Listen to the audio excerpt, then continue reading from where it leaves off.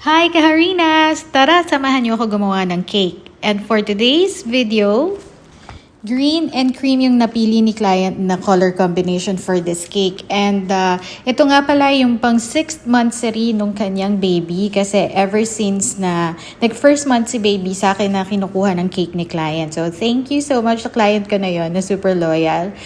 Wala kaming actual na pinagayahan ng cake na to. Bali, instructed lang sa akin yung design. Meron siyang pinakita na gusto daw niya ganun yung dating. Pero marami siyang pinaalis from that picture kasi gusto niya simple and elegant lang yung dating yung pang 6th month nung kanyang baby. And yun nga, ito yung napili niyang color combination. Siguro ipapartner niya dun sa magiging damit ng baby niya para dun sa photoshoot ng pang 6th month.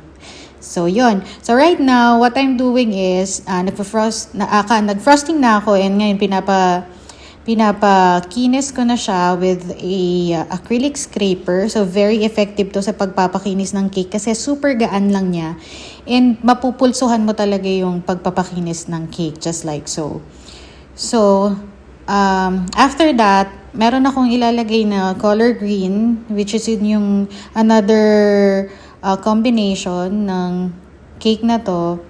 Ayan, yung green na yan, nakuha ko yan dahil pinaghalo ko yung forest green, yellow, and brown. So, timplahin nyo na lang kung paano magiging ganyan yung pagka-green niya. Kasi yan talaga yung shade na gusto niya. So, as you can see, gusto niya kasi may drip. And usually, pagka merong color sa top, ang ginagamit ko na icing is yung ginagamit ko rin sa pang-drip. But this time kasi gusto ni client na merong fondant topper sa taas ng cake. So, yan. Yung drippings naman, paano ko na-achieve yan? It's the same icing na ginamit ko dun sa top ng cake. Difference lang is, nilagyan ko siya ng mas maraming milk para mag-drip siya ng ganyan. Yung consistency niya maging malabnaw. And then yan, nag-cut lang ako ng fondant details. Ayan, 6 months. Tapos nilagay ko ng paganyan. Anahin nyo lang yung gitna para, pantay siya on both sides.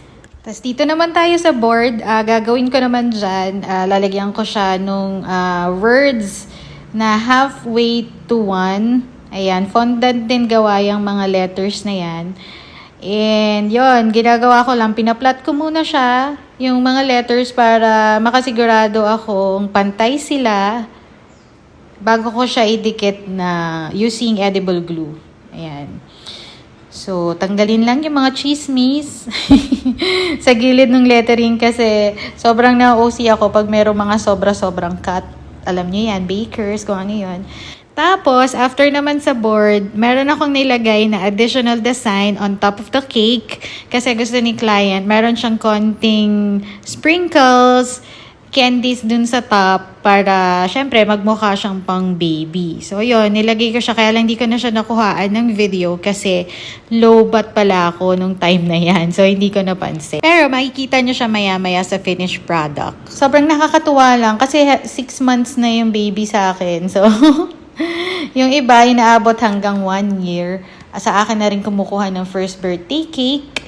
At saka minsan, sinasamahan pa nila ng grazing table or dessert station. So, sobrang thankful ako. And also pala, huwag niyong kakalimutan lagyan ng sticker kasi marketing strategy natin yan, mga baker moms, na maglagay ng pangalan natin sa ating mga products. Kasi one way of marketing yan na mali nyo, diba, makita tayo ng ibang kamag-anak or friends ng clients natin, tas magandahan sa gawa natin or masarapan sila, for sure, tatawagan nila tayo at o-order din sa atin yan, di ba? And here's the final look of our cake for today. Meron din pala siyang in-order na 6 cupcakes together with this cake. So follow me for more cake videos. Enjoy!